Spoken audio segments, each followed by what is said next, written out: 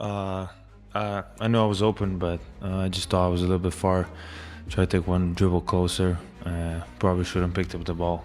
Just try to attack. The Los Angeles Lakers were back on the court last night, and once again, the result wasn't pretty. They dropped another one, losing for the 4th time in their last 6 games. This time, it came in brutal fashion. A 1-point heartbreak at home against the Orlando Magic, a team they were supposed to handle easily as 6.5-point favorites. And the crazy part, the Lakers had their full stacked roster available, so there were no real excuses floating around. This game had drama from start to finish. Late in the 4th quarter, with just 44 seconds left, LeBron James stepped to the free throw line and missed a huge shot that could have pushed the Lakers up by 3. Instead, the miss kept the lead at only 2 points, and that tiny gap turned into a big problem fast. Moments later, Desmond Bane pulled up and buried a 3 on the other end, flipping the scoreboard and suddenly giving Orlando a 1-point edge. Still, the Lakers had a chance to swing momentum right back. Luka Dončić delivered a slick, perfectly timed pass to LeBron, cutting toward the rim, and even critics will admit that when the lane is wide open, LeBron can still finish strong. The dunk opportunity was gift-wrapped, and he converted it without trouble,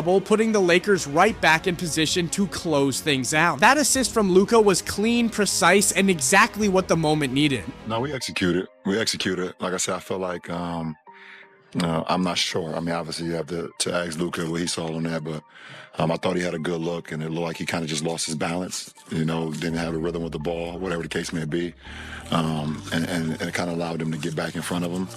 I was kind of off balance when he gave it to me. I thought he had a great look, but no, that's what I looked. That's my POV. But the basketball gods can be ruthless, and the next possession flipped everything again. Orlando's Wendell Carter Jr. battled inside, grabbed a crucial offensive rebound, and powered in the putback basket to push the Magic ahead 110-109 with just 6.7 seconds left on the clock. Suddenly, the arena went quiet, and the same problem that haunted the Lakers all last season showed up again. Rebounding struggle. Last year, this exact weakness hurt them badly. The Lakers spent long stretches barely playing a true center, especially during that playoff series against the Minnesota Timberwolves. Jackson Hayes was basically their only healthy option at times, and even he saw limited minutes in the postseason. The Timberwolves dominated the glass, and it became obvious the Lakers had to fix that weakness moving forward. That's why the team went out and added DeAndre Ayton during the offseason. And to be fair, Ayton did his job in many ways during this game, pulling down 13 rebounds and being on the floor during that critical final play. But on that last possession, things got messy in the paint. Ayton was slightly out of position, bodies collided fighting for the ball, and Wendell Carter Jr. ended up winning the battle and finishing the layup. Still, Lakers fans had a little hope left. Head coach JJ Redick still had a timeout in his pocket, giving the team one final chance to draw up the last shot. After the game, JJ even said he was satisfied with the look they created, and honestly, Luka Dončić did get a clean look at the basket, wide open space, the kind of shot most stars dream about in crunch time. But here's where things got strained. Instead of taking the shot himself, Luka passed it up and swung the ball to LeBron James. Some people might say Luka was just making the smart basketball play, trusting a teammate. Others might wonder if he simply didn't feel comfortable after struggling all night. Either way, the ball ended up in LeBron's hands with a much tougher look at the rim. And that decision raised a lot of eyebrows. LeBron has built a reputation for moving the ball in those moments rather than forcing a contested shot. This time, though, the pass from Luka left him stuck with an extremely difficult attempt as the clock expired. The shot didn't fall, and the Lakers walked away with another painful loss. To be fair, Luka had a rough night overall. He finished with 22 points, but needed 24 shots to get there, going just 8 for 24 from the field. From beyond the arc, it was even colder. Only 2 for 10 from 3. He clearly looked out of rhythm most of the game, and when that final moment arrived, confidence might have been running low. So instead of firing the shot himself, he handed the moment to someone else. And just like that, the Lakers' night slipped away. And just like that, the Lakers walk away with a brutal 110-109 loss. When the final buzzer sounded, nobody in purple and gold really seemed to understand what had just happened.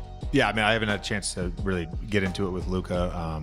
We obviously, ran a play for him to get a look. I felt like we had a decent shot, and I don't know if he thought Isaac was going to overhelp and he could hit LeBron there. After the game, Luka Dončić faced the media and honestly looked lost for words. The final play clearly caught everyone off guard, and the confusion was written all over his face. Yet LeBron James didn't sound much clearer either. When reporters asked about that last possession, even he seemed unsure about how the ball ended up in his hands for that difficult final attempt. The whole situation felt messy and awkward, like nobody on the floor fully knew how the play was supposed to end. Meanwhile, head coach JJ Redick kept saying he liked the shot they created. He explained that Luka had a clean look, the kind coaches usually want in that moment. But JJ also admitted he hadn't spoken with Luka yet about why he decided to pass it up. So the post-game press conference turned into a strange scene where everyone had pieces of the story, but nobody had the full picture. And honestly, confusion is becoming the theme of this entire Lakers season. Not just this game, the whole year has felt scattered and unpredictable. One night they look dangerous, the next night they look completely out of sync. Something just hasn't clicked with this team yet. Outside of confusion, injuries have played a huge role too. The Lakers have been hit hard all season, just like several other top Western Conference teams. Denver has dealt with major injury issues, and even squads like Houston and Oklahoma City have had key players missing time. The Western Conference race has been chaotic because so many contenders are fighting through health problems. Because of that, the Lakers core trio hasn't even shared the floor very often. Last night was only the 14th game all season where Luka Dončić, LeBron James, and Austin Reeves actually played together. That number alone shows how disrupted this year has been. But here's the surprising part, even when those three are together, the results haven't been dominant. In those 14 games, the Lakers are just 8-6. It's not terrible, but it's definitely not the record you expect when that much talent shares the court. And the numbers get even more interesting when you zoom out across the entire league. There are only 5 players in the NBA averaging at least 25 points, 5 rebounds, and 5 assists this season. That list includes Nikola Jokic, Luka Dončić, Giannis Antetokounmpo, Cade Cunningham, and Austin Reeves. That's a very small and elite group. Here's the wild part. The Lakers actually have 2 of those players on their roster. Luka Dončić and Austin Reeves are both putting up those huge all-around numbers. And remember, neither of those names is LeBron James. LeBron is still an all-star level player even at 41, and he's surrounded by 2 of the most productive all-around players in the league. On paper, that combination should be explosive. Yet somehow the team is sitting at just 8-6 when those 3 share the floor together. So the obvious question starts popping up around the league. Why isn't this working better? Because when 3 high-level players share a lineup, the results should look far more dominant. To understand that problem, you have to dig into the lineup data. When you break down the Lakers' most frequently used combinations this season, a pattern starts showing up. Their most used 5-man lineup has played a massive 226 minutes together. That group includes Luka Dončić, LeBron James, Marcus Smart, DeAndre Ayton, and Jake LaRavia. With that much time together, you'd expect strong chemistry, but the numbers say something very different. That lineup has posted a minus 5.5 net rating across those minutes. In simple terms, when those 5 share the court, the Lakers are actually getting outscored by about 5.5 points per 100 possessions. That's not contender level at all. That's closer to the performance of a mid-tier team fighting just to stay relevant. And it doesn't stop there. The Lakers' second most used lineup features Luka Dončić, LeBron James, Austin Reeves, DeAndre Ayton, and Rui Hachimura. That group has logged 94 minutes together so far. But when you look at the numbers, things get even more shocking because that lineup's net rating drops to an absolutely wild level. Minus 23.6. That number alone tells the whole story. If you stretch that lineup over a full game, it means those 5 players would lose by roughly 24 points on average against their opponents. That's not just bad, that's a disaster level lineup for a team that claims to be chasing a championship. Now here's the detail that really jumps out when you study those first 2 lineups. Both of them include LeBron James. The 2 most used Lakers lineups this season both have him on the floor, and both of them are sitting deep in negative territory. That's a tough pattern to ignore. But when you move to the 3rd most used lineup, something interesting suddenly appears. Out of the hundreds of 5-man combinations the Lakers have tried this season, the 3rd most used group actually does not include LeBron at all. That lineup features Luka Dončić, Austin Reeves, Marcus Smart, Rui Hachimura, and DeAndre Ayton. Those 5 players have logged 81 minutes together so far this season. leagues, and the numbers from that group tell a completely different story. Instead of getting outplayed, they are actually dominating opponents. That lineup holds a plus 16 net rating. In simple terms, if you stretch that lineup across a full game, they would beat their opponents by 16 points on average. That's the kind of number you expect from an elite contender. So let's pause for a second and look at the full picture. The Lakers' two most used lineups this season are sitting at minus 5.5 and minus 23.6. Both of those lineups include LeBron James. Meanwhile, the third most used lineup, the one without LeBron, is sitting at plus 16. That gap is enormous. In fact, if a lineup somehow maintained a plus 16 net rating across an entire 82 game season, it would basically rank among the greatest statistical lineups the league has ever seen. Now, realistically, no lineup keeps that level of dominance for a full year, but the contrast still tells you something very real about how these combinations are performing.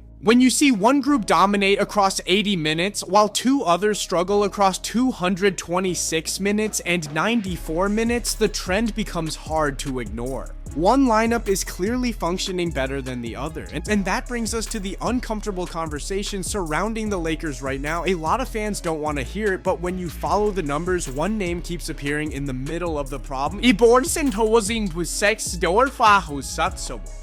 James. This isn't about hate or personal attacks. This is about analyzing the data and the direction those numbers point toward. When a team consistently performs better in certain lineups and worse in others, people are naturally going to ask why. Right now, the stats suggest the Lakers might actually flow better when the offense runs through Luka and Reeves without forcing the system to revolve around another dominant ball handler. That's not an insult. It's just the reality of how lineup chemistry sometimes works in the NBA. But here's the tricky part. Even if that trend exists, there really isn't an easy fix. The trade deadline has already passed. The Lakers aren't going to move LeBron at this stage of the season, and head coach JJ Redick isn't going to bench one of the biggest stars the league has ever seen. So for now, the Lakers are stuck riding this situation out until the season ends. And when you look at the Western Conference standings, the road ahead doesn't exactly look smooth. Right now, the Lakers are locked in a tight race near the middle of the playoff picture. Minnesota also sits with 23 losses, while Denver has 22 and Houston has 21. Teams are shuffling positions almost every night. If the playoffs started today, the likely matchups would place Denver and Minnesota in the 4-5 series, while Houston and the Lakers meet in the 3-6 matchup. But those positions keep shifting depending on the nightly result. Still, the most realistic outcome right now is the Lakers landing around the 6th seed. And if that happens, they're likely staring down a first-round matchup against either Denver or Houston. And honestly, neither matchup looks comfortable for Los Angeles. Both teams bring speed, physicality, and depth. Exactly the type of opponents that have given the Lakers trouble recently. That's why many analysts believe the Lakers may be heading toward another early playoff X. If that happens, it would follow a familiar pattern during LeBron's years in Los Angeles. Across his time with the Lakers, the team has either missed the playoffs or lost in the first round in the majority of those seasons. There was one championship run in the bubble, but outside of that, the postseason success has been limited. Now, the organization faces a massive question about the future. Do they continue building around the current structure, or do they start preparing for the next era led by younger stars like Luka, Dončić, and Austin Reeves? That decision could shape the direction of the franchise for years to come, because at some point, every legendary era eventually reaches its turning point. If you enjoyed this breakdown and want more NBA drama analysis and behind-the-scenes storylines, make sure you like the video and subscribe to the channel, and I'll catch you on the next one.